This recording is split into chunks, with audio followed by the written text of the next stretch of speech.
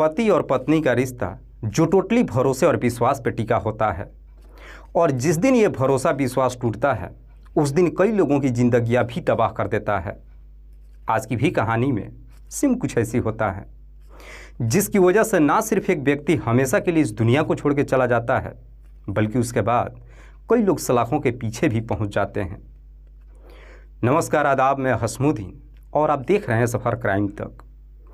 आज की जो सच्ची घटना मैं आपको सुनाने वाला हूं, ये घटना है मध्य प्रदेश की। मध्य प्रदेश का एक ज़िला पड़ता है मुरैना, और इसी मुरैना का एक थाना पड़ता है नूराबाद। नूराबाद थाने के अंतर्गत एक गांव आता है गुलेंदा, और इसी गुलेंदा गांव का रहने वाला मुन्ना सिंह। बात कर रहा हूं मैं 5 मार्च की सुबह। दरअसल मुन्ना जो अपने गांव के बगल सुनरेखा नदी किनारे होते हुए जब अपने खेतों पे जा रहा था तो देखता है कि नदी में एक व्यक्ति का डेड बॉडी तैर रहा है।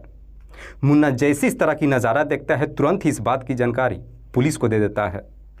इधर पुलिस को जैसे ही सूचना मिलती है, पुलिस अपनी टीम के साथ घटनास्थल पर पहुंचती है, उस डेड बॉडी को बाहर निकालती है। तो मालूम चलता है कि मरने वाले व्यक्ति की उम्र लगभग 25 से 26 साल के आसपास है। पुलिस जब डेड बॉडी को चेक करती है तो मालूम चलता है कि उसके शरीर पे कोई चोट और घाव के निशान भी नहीं है। पुलिस को लगता है कि शायद इस व्यक्ति की पानी में डूबने की वजह से मौत हो गई है। लेकिन पुलिस जब उस डेड बॉडी के बारे में वहाँ पे मौजूद लोगों से पूछताछ करती है तो कोई भी व्यक्ति उस डेड बॉडी का शिनाख्त भी नहीं कर पाता है। इसीलिए पुलिस सबसे पहले डेड बॉडी को अपने कब्जे में लेकर पोस्टमार्टम के लिए भेज देती है और फिर उस व्यक्ति के बारे में पता लगाने लगती है।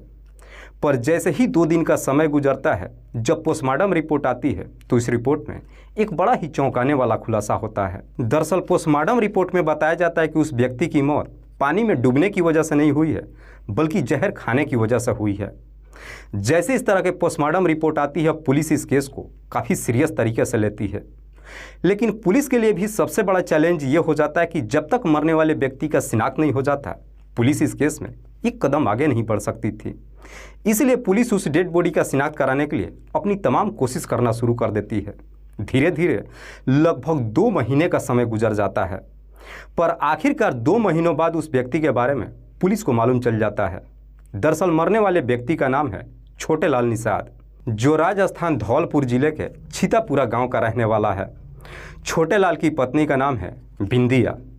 पुलिस को जैसे ही छोटे लाल का एड्रेस मिल जाता है, पुलिस अपनी टीम के साथ छीतापुरा गांव छोटे लाल के घर पे जाती है। तो पुलिस को मालूम चलता है कि दरअसल छोटे लाल करीब 1 साल पहले अपनी पत्नी के साथ अपने ससुराल में जाकर के बस चुका है। छोटे लाल की पत्नी बिंदिया जो उत्तर प्रदेश आगरा जिला के अंदोह गाँव की रहने वाली है। पुलिस को जब बिंदिया की एड्रेस मिल जाती है, पुलिस अपनी टीम के साथ आगरा के अंदोह गाँव छोटे लाल के ससुराल में पहुँच जाती है। पर पुलिस जब छोटे लाल के ससुराल में पहुंचती है, वहां पे पुलिस की मुलाकात छोटे लाल की पत्नी बिंदिया से होती है। बिंदिया से जब मुलाकात होती है, पुलिस सबसे पहले बिंदिया से सवाल करती है कि तुम्हारा पति छोटे लाल कहां पर है। इस पे बिंदिया पुलिस को जवाब देते हुए कहती है कि साहब, मेरा पति दिल्ली में नौकरी करते हैं। लेकिन दिल्ली में नौकरी करने की जब बात कहती है, पुलिस बिंदिया से सारी सच बता देती है। पुलिस कहती है कि दरअसल तुम्हारे पति का किसी ने हत्या कर दिया है। इधर बिंदिया को जब मालूम चलता है कि उसकी पति की हत्या कर दी गई है, ये जान करके वो चीख चीख करके रोने लगती है। लेकिन पुलिस जब बिंदिया से सवाल करती है कि तुमने आखिरी बार अपने पति से कब बातचीत किया था, इस पे बिंदिया पुलिस वालों को जवाब देती है कि साहब 1 सप्ताह पहले ही मैंने अपने पति से बातचीत किया था। बिंदिया जब इस तरह की जवाब देती है, ये सुनकर पुलिस भी एकदम से चौंक जाती है, क्योंकि छोटे लाल की डेड बॉडी पुलिस को करीब 2 महीने पहले बरामद हुई थी। पुलिस को लगता है कि शायद मरने वाला व्यक्ति छोटे लाल नहीं है। इसीलिए पुलिस बिंदिया से कहती है कि तुम हमारे साथ मोर्चरी में चलो और चल करके उस डेड बॉडी को देखो। पुलिस जब बिंदिया को लेकर के मोर्चरी में जाती है और डेड बॉडी जब उसे दिखाती है, देख करके बिंदिया शिनाख्त कर लेती है। बिंदिया रोते हुए पुलिस वालों से कहती है कि साहब, ये कोई और नहीं बल्कि मेरा ही पति छोटे लाल है। बिंदिया जब शिनाख्त कर लेती है, पुलिस भी अब सोच में पड़ जाती है कि आखिरकार ये कैसे हो सकता है, क्योंकि बिंदिया पुलिस वालों से बताई थी कि 1 सप्ताह पहले ही मैं अपने पति से बातचीत की थी। पुलिस को पहले ही शक हो जाता है कि शायद बिंदिया झूठ बोल रही है। पुलिस डेड बॉडी को बिंदिया के हवाले तो कर देती है, लेकिन पुलिस के पास अभी कोई भी ऐसा सबूत नहीं था जिसके आधार पर बिंदिया को अपने हिरासत में ले ले। लेकिन पुलिस को जब शक हो जाता है, पुलिस इसी शक के आधार पर बिंदिया के बारे में पता लगाती है। पुलिस बिंदिया के बारे में पता लगाने के लिए उसके मोबाइल नंबर का कॉल डिटेल्स निकालती है। डिटेल्स को जब चेक करती है तो आखिरकार उसमें एक ऐसा नंबर मिल जाता है जिस पे बिंदिया पिछले कई महीनों से लगातार बातचीत करते आ रही थी। पुलिस जब उस नंबर का डिटेल्स निकालती है तो मालूम चलता है कि वो नंबर किसी राजकुमार के नाम पर रजिस्टर्ड है और ये राजकुमार कोई और नहीं बल्कि बिंदिया के ही गांव का रहने वाला है। लेकिन पुलिस सबसे ज़्यादा तब चौंक जाती है जब दोनों के मोबाइल का लोकेशन निकालती है तो मालूम चलता है कि जिस वक्त इधर पुलिस को छोटे लाल का डेड बॉडी बरामद हुआ था, ठीक एक दिन पहले बिंदिया और राजकुमार के मोबाइल का लोकेशन भी उसी इलाके का दिखाई दे रहा था। पुलिस को जैसी इस तरह की डिटेल्स मिल जाती है, इसी डिटेल्स के आधार पर पुलिस 6 जून को बिंदिया और राजकुमार दोनों को अपने कस्टडी में लेकर थाने में पहुंच जाती है और फिर इन दोनों से छोटे लाल के हत्या के बारे में पूछताछ करती है। लेकिन बिंदिया एक ही बात पुलिस वालों को जवाब देती है कि साहब, मैंने अपने पति की हत्या नहीं किया है।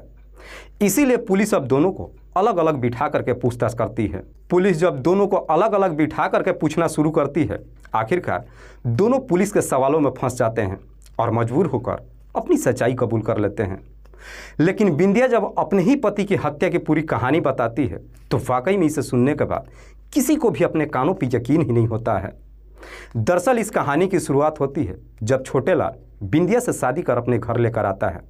बिंदिया जो बेहद ही गरीब परिवार की है लेकिन देखने में बेहद ही खूबसूरत। हालांकि बिंदिया जब छोटे लाल से शादी करती है, बिंदिया को भी मालूम होता है कि छोटे लाल भी गरीब परिवार से ही है। चूँकि बिंदिया के अंदर भी पैसों को लेकर कोई लालच नहीं होता है, क्योंकि बिंदिया जब शादी कर अपने ससुराल में जाती है तो अपने पति को लेकर के कई तरह के सपने भी लेकर जाती है। बिंदिया पहले ही मान करके चली थी कि उसके पति के पास ढेरों सारी संपत्ति नहीं है। दरअसल बिंदिया जो प्यार की भूखी थी, लेकिन शादी कर जब अपने ससुराल में जाती है, पहली रात को एक ऐसी घटना होती है जिसे देखकर बिंदिया एकदम से चौंक जाती है। दरअसल पहली रात को बिंदिया जब अपने बेड में अपने पति का इंतजार कर रही थी, तरह तरह के सपने भी देख रही थी। लेकिन छोटे लाल जब अपनी पत्नी के पास कमरे में पहुंचता है, अपनी पत्नी को देखकर ना तो उससे कुछ बातचीत करता है और ना ही उसका घूंघट उठाता है, बल्कि जब अपनी पत्नी को देखता है, देखते ही उसके ऊपर भूखे शेर की तरह टूट पड़ता है। उसके कपड़े तक भी नहीं उतारता है बल्कि उसके कपड़े खींच करके बाहर निकाल देता है और फिर अपनी हवस को पूरी करता है। बिंदिया सोच करके बैठी थी कि जब उसका पति कमरे के अंदर आएगा, पूरा कमरा खुशबू से महक उठेगा। लेकिन छोटे लाल जब अपनी पत्नी के साथ में जोर जबरदस्ती करता है तो उसके मुंह से शराब की बू भी आती है। दरअसल बिंदिया जो बचपन से ही शराब से काफ़ी नफरत करती थी, पहली रात को ही बिंदिया जब अपने पति का इस तरह का रवैया देखती है, बिंदिया उसी रात को ही सोच लेती है कि उसका आने वाला भविष्य क्या होगा। पर बावजूद इसके बिंदिया ये सोच करके अपने पति के साथ रहने लगती है कि आने वाले समय में हो सकता है उसका पति सुधर जाएगा। पर धीरे धीरे जब समय गुजरता है, समय के अनुसार छोटे लाल के अंदर कोई परिवर्तन नहीं होती है। दरअसल जब कुछ महीने का समय गुजरता है, छोटे लाल का अपने इलाके में ज़्यादा काम भी नहीं मिलता है। पर शाम के वह जो भी पैसा कमाता है, कमाकर जब अपने घर पे आता है, उन सारे पैसों को दारू में उड़ा देता है। कभी कभी तो हालात ऐसा हो जाता है कि दोनों पति पत्नी भूखे सो जाते हैं। जब इस तरह की हालात पैदा हो जाती है, एक दिन बिंदिया अपने पति को समझाते हुए कहती है कि अगर तुम्हारा यहाँ पे काम नहीं चल रहा है तो तुम मेरे मायके चलो, वहाँ पे तुम्हें अक्सर काम मिल जाएगा। अपने मायके ले जाने की जब बात कहती है, छोटे लाल भी अपनी पत्नी की बातों में आ जाता है और शादी के 6 महीने बाद ही अपने ससुराल में जाकर बस जाता है। लेकिन अपने ससुराल में भी जाता है, छोटे लाल के अंदर कोई बदलाव नहीं होती है, बल्कि वहाँ पर भी जम करके शराब पीता है। लेकिन अपने ससुराल में जाकर के जब शराब पीना शुरू करता है, इसी दरमियान छोटे लाल की दोस्ती राजकुमार से हो जाती है। राजकुमार जो एक ऑटो ड्राइवर है, जो बिंदिया के ही गांव का रहने वाला है। राजकुमार से जब दोस्ती हो जाती है, दोस्ती इतनी काफ़ी गहरी हो जाती है कि उसके बाद से अब छोटे लाल राजकुमार को अपने घर पे बुलाता है और अपने घर में ही बैठ करके दोनों शराब पीने लगते हैं। लेकिन राजकुमार जब बिंदिया के घर में बैठ करके शराब पीता है, ये देखकर बिंदिया को बुरा नहीं लगता है, क्योंकि बिंदिया राजकुमार को बचपन से जानती थी। दरअसल राजकुमार वही लड़का था, जब बिंदिया की शादी नहीं हुई थी उसके ऊपर काफ़ी डोरे डाल रहा था, लेकिन बिंदिया ने राजकुमार को कभी भाव नहीं दी थी। पर शादी के बाद राजकुमार जब बिंदिया के घर पे जाता है, बिंदिया जब राजकुमार को देखती है, उसे देख करके कहीं ना कहीं बिंदिया की नीयत खराब हो जाती है। दरअसल राजकुमार भी बिंदिया के घर पे इसी वजह से जाता है। जब भी उसके घर पे जाता है छोटे लाल से बच बचाकर बिंदिया के तरफ अजीब निगाहों से देख ही लेता है। चूंकि आग दोनों तरफ बराबर लगी थी इसीलिए ज़्यादा समय नहीं लगता है और आखिरकार जब एक दिन बिंदिया को मौका मिल जाता है अपने ही घर के अंदर राजकुमार के साथ में संबंध बना लेती है। दोनों के बीच में जब पहली बार संबंध बनता है उसके बाद से ये सिलसिला कभी रुकने का नाम ही नहीं लेता है और उसके बाद से दोनों अक्सर फ़ोन पे बातचीत भी करने लगते हैं। जब भी मौका मिलता है घर में मुलाकात करते हैं और अगर घर में मौका नहीं मिलता है तो गांव के बाहर जंगल में जाकर मुलाकात कर लेते हैं। दोनों के बीच में जब इस तरह का रिश्ता कायम होता है इस बात की जानकारी छोटे लाल को कभी नहीं मालूम चलता है, लेकिन धीरे धीरे इस बात की जानकारी आस पड़ोस के लोगों को मालूम चल जाता है। पड़ोसियों को जब शक होता है वो तरह तरह की जब बात करने लगते हैं। आखिरकार ये बातें एक दिन छोटे लाल के कानों तक पहुंच जाती है। छोटे लाल को जब मालूम चलता है कि उसकी पत्नी का राजकुमार के साथ में प्रेम प्रसंग चल रहा है ये जानकर काफ़ी गुस्सा तो होता है, लेकिन छोटे लाल इस बारे में अपनी पत्नी से पूछताछ नहीं करता है क्योंकि छोटे लाल को पहले ही से ही मालूम था कि अगर वो अपनी पत्नी से पूछताछ करता है वो सब कुछ झूठी बोलेगी। इसीलिए अब छोटे लाल अपनी पत्नी को रंगे हाथ पकड़ने के लिए एक प्लान बनाता है। दरअसल एक दिन छोटे लाल अपनी पत्नी से कहता है कि मैं काम पर जा रहा हूँ और घर से निकल जाता है। इधर छोटे लाल जैसे ही अपने घर से बाहर निकलता है थोड़ी देर के बाद बिंदिया राजकुमार को फ़ोन करके अपने घर में बुला लेती है। पर घर के अंदर जब दोनों मुलाकात करते हैं थोड़ी देर के बाद छोटे लाल भी अपने घर पे पहुंच जाता है और दोनों को आपत्तिजनक स्थिति में देख लेता है। इधर राजकुमार जब अपने सामने छोटे लाल को देखता है अर्धनग्न कपड़े में ही वहां से भाग खड़ा होता है, लेकिन बिंदिया आखिरकार वहां से भागकर जाती कहाँ। इसीलिए छोटे लाल अपनी पत्नी की बुरी तरीके से पिटाई कर देता है। साथ ही साथ राजकुमार से भी कहता है कि आज के बाद से तुम्हें मेरे घर पे आने की ज़रूरत नहीं है। उसके बाद से अब छोटे लाल अपनी पत्नी के ऊपर निगरानी रखना शुरू कर देता है। इतनी कड़ी निगरानी कर देता है कि चाह करके भी अब बिंदिया ना तो राजकुमार से बातचीत कर पाती है और ना ही दोनों कभी एक दूसरे से मुलाकात कर पाते हैं। पर जैसे ही कुछ दिन का और समय गुजरता है काम न चलने की वजह से छोटे लाल को भी वक्त पे शराब नहीं मिल पाता है, जिसकी वजह से वो एकदम से बेचैन रहने लगता है। दरअसल अपनी पत्नी की सच्चाई को भी वो धीरे धीरे भूलने लगता है। इधर इस बात की एहसास जब बिंदिया को होती है, बिंदिया एक दिन मौका निकाल करके राजकुमार से बात करती है और उसे समझाती है कि आकर के मेरे पति से माफ़ी मांग लो। राजकुमार से जैसी इस तरह से बात कहती है एक दिन राजकुमार जाकर के छोटे लाल से उसके घर पे ही मुलाकात करता है और अपनी गलतियों की माफ़ी भी मांग लेता है। जब अपनी गलतियों की माफ़ी मांगता है छोटे लाल उसे माफ़ तो कर देता है, लेकिन साथ ही साथ उसे हिदायत देता है कि आइंदा से तुम मेरी पत्नी से ना तो बातचीत करोगे और ना ही उसके तरफ देखोगे।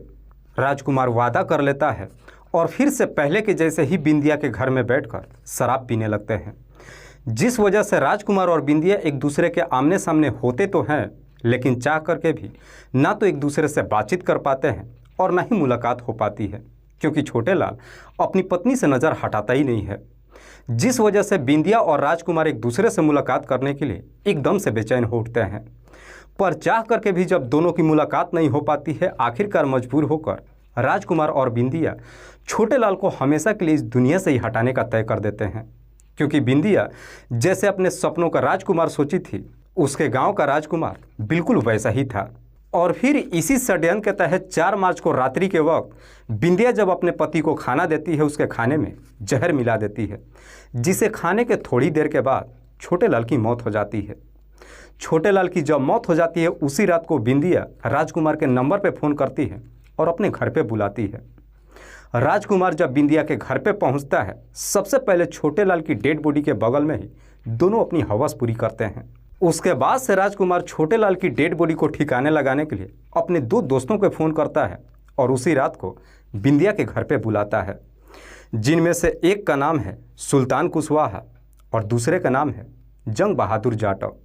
जब ये दोनों उसी रात को ही बिंदिया के घर पे पहुंचते ये चारों मिल करके छोटे लाल की डेड बॉडी को एक ऑटो में लोड करके वहां से निकलते हैं और सीधे नूराबाद थाने के अंतर्गत गुलेंदा गांव के सुनरेखा नदी किनारे पहुंचते हैं और उसी नदी में छोटे लाल की डेड बॉडी को फेंक देते हैं। उसके बाद से सब के सब वापस अपने घर चले आते हैं। जब 2 महीने का समय गुजरता है, इधर राजकुमार और बिंदिया को पूरा यकीन होता है कि जो भी उन्होंने कर्म किया है उसमें पर्दा पड़ चुका है। पर 2 महीने बाद पुलिस जब बिंदिया के घर पे पहुंचती है और उसके पति को लेकर के जब उससे पूछताछ करती है, बातों बातों में बिंदिया पुलिस वालों को जवाब देती है कि साहब 1 सप्ताह पहले ही मैंने अपने पति से बात की है, जिसकी वजह से पुलिस को कहीं ना कहीं बिंदिया के ऊपर शक चला जाता है। वाकई में बिंदिया जब ये पूरी कहानी पुलिस को बताती है, पुलिस बिंदिया के ही तहरीर पे राजकुमार के दोनों दोस्तों को भी गिरफ्तार करके लाती है। पुलिस जब इन चारों को गिरफ्तार कर लेती है, अगले दिन जिला अदालत में पेश करती है, जहां से इन सबको जेल भेज दिया जाता है। दोस्तों, इस पूरी घटना के बारे में आप क्या सोचते हैं? आप अपनी राय हमें कमेंट बॉक्स में ज़रूर दीजिएगा। जाते जाते मैं आपको बता दूं कि कुछ मेरे व्यूअर्स हैं जो रोज़ाना मेरी इस वीडियो को देखते ही नहीं हैं, बल्कि अपना कीमती समय निकाल कर मुझे अपना प्यार भी देते हैं। जिनमें से एक का नाम है मंटू कुमार शाह। मंटू कुमार शाह जो जिला खगड़िया बिहार प्रदेश के रहने वाले हैं। दूसरे मेरे व्यूअर हैं फुल मोहम्मद। फुल मोहम्मद जो सऊदी अरबिया में अपनी नौकरी करते हैं और वहीं से मेरी इस वीडियो को देखते हैं। तीसरे मेरे व्यूअर हैं सुरेश नायक। सुरेश नायक जो गोलाबाई उड़ीसा प्रदेश के रहने वाले हैं। चौथे मेरे व्यूअर हैं विजय कुमार और पांचवा मेरे व्यूअर हैं यासीन अहमद। इन दोनों ने अपना एड्रेस नहीं दिया है, पर बावजूद इसके मैं तमाम व्यूअर्स को तहे दिल से शुक्रिया अदा करता हूं। कल फिर मिलते हैं एक और नई सच्ची घटना के साथ। तब तक के लिए जय हिंद, जय भारत।